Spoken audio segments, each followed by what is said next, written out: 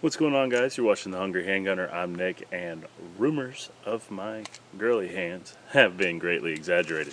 So, in celebration of the 4th of July coming up this weekend, I figured no better time than to talk about two of my favorite guns in 45 ACP. One of them is kind of in 45 ACP. So, with all that being said, let's come over here in the shade and we will talk about them. So those of you that have been watching the channel for a while are no stranger to this gun. This is my Sig Sauer Emperor Scorpion Fastback 1911, one of the longest, if not the longest, names of any of the guns I own. It is a 1911, or Sig's take on a 1911, and it is just a phenomenal gun. I am very picky when it comes to 1911s, and this one is awesome. Everything from the rounded grip down here to the color, which you guys know I like brown guns, and it's just a great gun. I don't shoot it a whole lot, which is part of why I'm out here. I'm going tomorrow. I got an invitation from a neighbor and retired Marine veteran, a friend of mine that lives up the road, to come shoot with his Marine Corps League tomorrow. So they use 1911s and M9s. I have a lot of practice with the M9 and M9A3, not so much with this one. So refamiliarizing myself today so I don't go out and make a fool of myself tomorrow. So the other gun that we're going to talk about a little bit is going to be the Smith & Wesson Governor. Now, this is the one I said is kind of a 45 ACP because it uses moon clips. And his 45 ACP is what I shoot out of it the most. So we are going to talk a little bit about this gun. If you are a fan of shotgun revolvers like this, go ahead and brace yourself, because I don't have a whole lot of good things to say about them overall. But these are two of my favorite fun 45 ACP guns to take out. We will go ahead and get the Governor out of the way. So I do have a review on it. I should probably do an updated review. There's been some things that have changed, so stay tuned for that coming out. But this is pretty much a shotgun revolver. 410, 45 ACP, and 45 Colt. 45 Colt and 410 being the predominant chamberings of this gun, just because of the cylinder length. You can fit 2.5-inch 410 shells in there. 45 Colt works well in it. It's just the cost of 45 Colt ammunition is pretty high, and I don't reload for it yet, so I don't shoot very much out of it. The ability to use moon clips means that shooting 45 ACP is very easy. I think I picked up a 20-pack of moon clips for like $18 or something like that. Fairly inexpensive. A pain in the rear end to load, but they do make for a fun afternoon in the range, or at the range. In the range? I don't think you want to be in the range. Couple things though. It is not the most accurate 45 ACP gun out there. Because of your cylinder length, you have quite a bit of time for that bullet to travel, relatively speaking, through an unrifled, unstabilized portion here, and then it kind of abruptly engages the rifling after passing through the forcing cone, and then you have a very short barrel. So it just kind of lobs them downrange.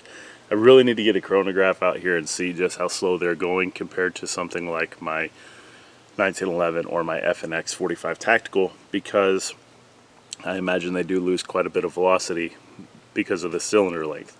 So definitely not a competition, not competition grade accuracy. And then the sights are a tritium dot up front and a notch built into the frame, so you get what you get there. But it is a fun gun. Now we need to discuss the elephant in the room, which is why I'm not a fan of these in general. These are very popular self-defense guns. They shouldn't be. 410 out of a short barrel like this with rifling opens up very quickly. We have kind of covered before that you're liable for every projectile that leaves your gun, so if you have them spreading out very widely, there are chances that you're going to hit somebody that you don't need to be hitting or something. And 410 is kind of anemic. No, for anybody that's a fan, again, we'll have to cover this. I am not going to let you shoot me with it, but I would much rather you shoot me with it than a 9mm or something like that. So, anemic, inaccurate, and just spreads wildly. And then you're limited to 6 rounds with this. With the Judge, you get 5. I think there's a lot of other options out there, especially for the money. If you're buying the Smith & Wesson version, I think there are things that you could get that are a lot better for the money. That being said, this gun does see some utilitarian purposes as a snake gun or yard work gun, I guess. Although I've been using a 22 here lately, this has definitely been on my hip during more than one weed eating session where I thought I might find copperheads and things like that, because 410 out of this will work for a copperhead just fine. So there's all that I need to say on that. So if anybody is a big fan of these for personal protection, go ahead and rage out in the comments. It's okay. I'll let you get your piece in. So that brings us to the 1911. You guys know that typically I have kind of bashed these a little bit. I even wrote a song about carrying a 1911, which was humor based. If you haven't heard that, it's probably better for your ears, but I'll drop a link in the description. Feel free to check it out. That is cool. Fun story about that song is actually up on iTunes and the Google Play Store now. So yeah, not that anybody's riding around in the car listening to it. I would imagine not. But anyway, it is up there for people that like it. 1911s, cool guns, historic guns for sure, fun guns. I am not the biggest fan of them for defensive work, especially for people like me that didn't really grow up shooting them a whole lot. We're more familiar with the polymer generation. These guns do take a considerable amount of training to get used to for defensive purposes, especially if you're not predominantly using guns like this. You have a manual safety, single stack magazine, everything's just different. 45 ACP is not my first choice for self-defense, but they're good guns. I can't say they're a bad gun, they're just not my favorite. So all that being said, 45s are fun. It's a big heavy bullet going slow. You just kind of lob it down there and it whacks things with authority. So let's shoot. Enough talking. Yeah, so Smith & Wesson Governor. We'll go ahead and drop a little happy bundle there in of 6 45 ACP, cellular and below, or however you pronounce that. I'm a Georgia guy, so pronunciation is not my strong suit.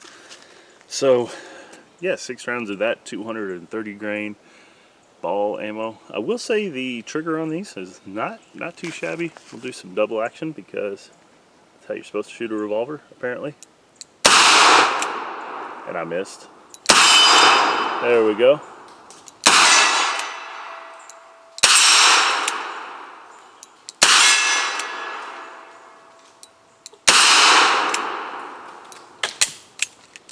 Bad flinch because I'm a millennial and 45 scares me.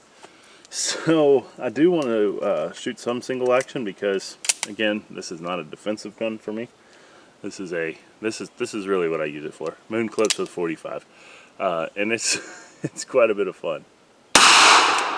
Missed in single action too. That's just awesome.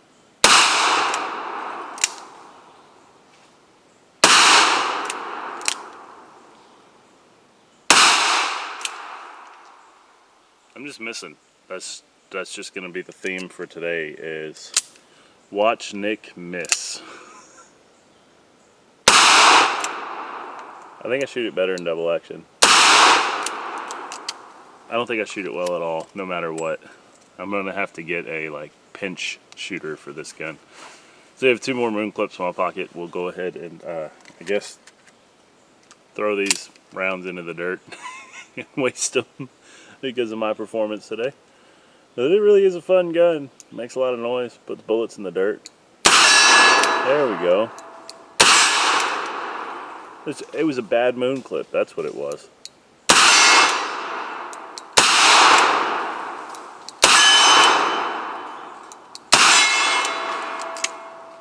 You gotta watch out for those defective moon clips. They can affect accuracy.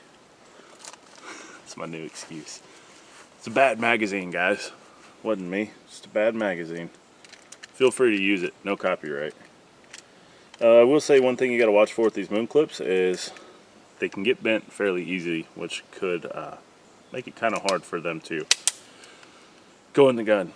So yeah, let's fire these 6 off. We're probably better off sticking in double action. Hopefully this isn't a bad moon clip. It's accurate.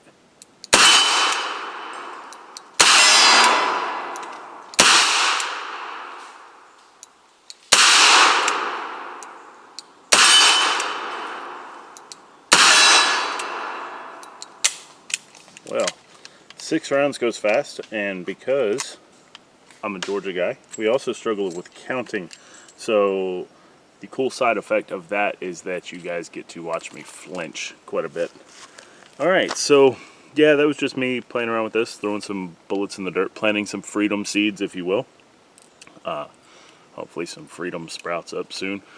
Although this is probably a bit oversaturated. Freedom seeds over here. But revolvers are cool. I am not a revolver authority. My wife was like, hey, maybe you should do a video like comparing your revolvers. And I was like, that would be like Helen Keller comparing different types of Sharpies. Kind of pointless. So I am just not a revolver authority. I can tell you what I think about them, but as far as telling you the pros and cons of different ones, not really my thing. So, and as for this is just my opinion on this concept.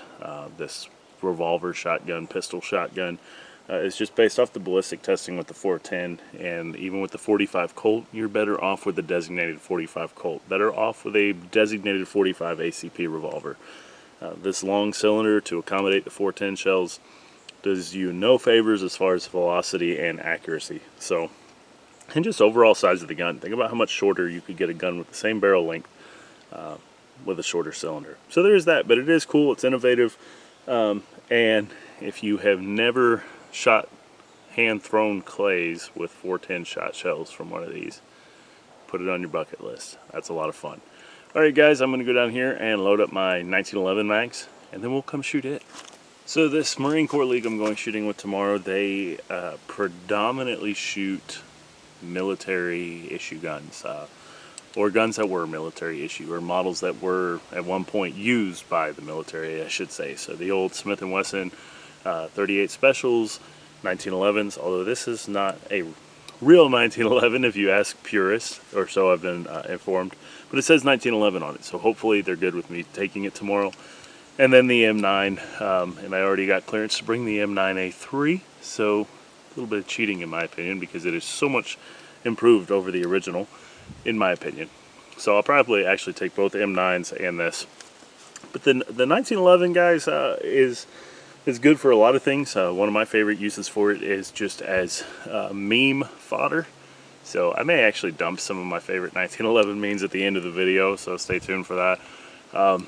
It's just a cool gun, and there are people that say that if you're carrying a handgun and it's not a 1911, you're wrong. And to that I say, I am equally as good at putting bullets in dirt and off target with this as I am the governor. So let's quit talking and let you guys see that in action.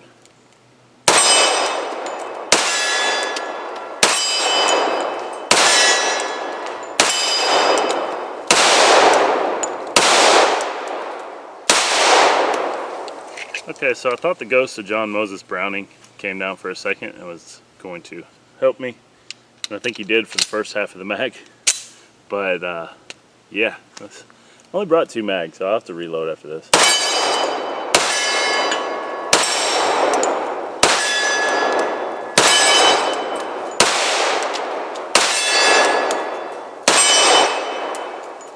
I think JMB is up there, guiding me, helping me harness the power of the 45 ACP.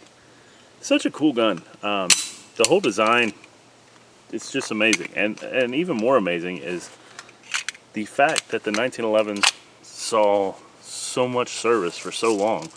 You know, from 1911 on in through 1985. That's a eternity for a military weapon to be in service. And how much it actually saw use is a matter of speculation, and just reading through journals and things like that where we can get reliable information.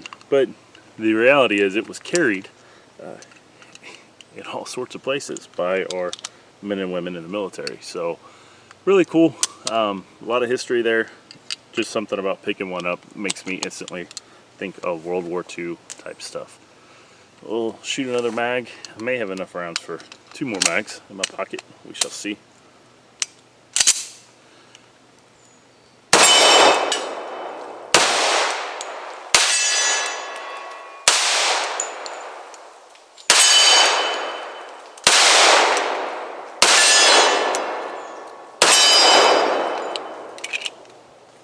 Oh yeah. So, cool story about this particular gun, while we're just having a American 45 caliber themed day. I went in the gun shop to pick up a M17, I think. Yeah, M17, SIG M17, the new one that the military adopted. Picked it up, wasn't crazy about the way it felt in my hand, didn't really want to leave empty-handed because I had permission to buy a gun already. So I was kind of perusing, and my wife was like, hey, what about this one? So went over and looked at it, and I was like, well, that's significantly more expensive than the M17. 6 rounds, not a full magazine. So that's significantly more expensive than the M17 that we were looking at. She said, well, you know, you get it, you wanted a brown 1911, and I was like, well, if you insist. So yeah, this is a gun that my wife picked out, and I love it, and she likes it pretty good too. She really is partial to 9mm. She's tiny. For those of you that haven't seen her, I don't think she's been in a video yet. I'll have to get her out here one day. I'll bait her out here and tell her that if she comes out here, I'll finally do the kitchen remodel she wants. So let's fire these 6. Oh, empty gun, major flinch. That's what I'm good at.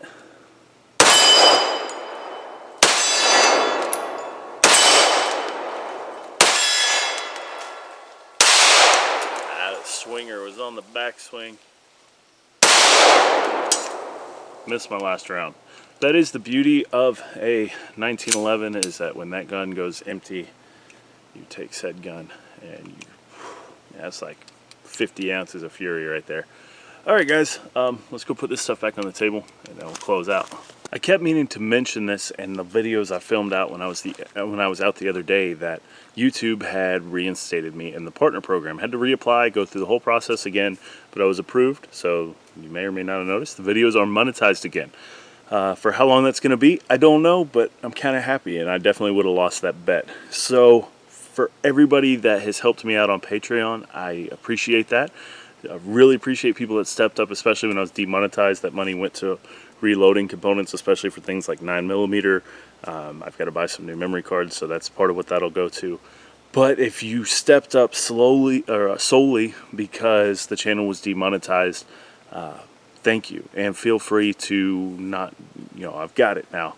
But I do appreciate the Patreon guys, and you were never under any obligation to do that. So I really appreciate you guys very much for what you do. I hope everybody has a very safe 4th of July. Be careful. If you drink, don't drive.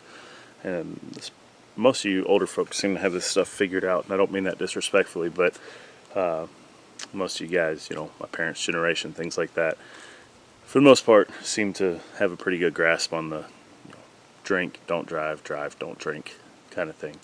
So, and fireworks safety. I think if you guys were going to lose fingers and stuff, you'd already done it. So you've got it figured out by now. But especially to people my age or younger that are watching the channel, don't do it. It's not worth it. If you need to sleep, if you don't have an alternate ride to sleep, if you have your phone and however much money an Uber is, it's never been easier to get a DD, do it. Aside from the legal ramifications, it's just not worth it. You kill yourself, somebody else, not cool. So be safe, enjoy. I'm not being a Debbie Downer, but inevitably, the 4th of July will inevitably be the last day of somebody's life. So, and maybe the last day with somebody having all their digits and appendages. So be careful with fireworks too. Enjoy it, celebrate, have a good time. I'll be working as usual. So take care guys, stay safe, keep shooting. I'll see you next time.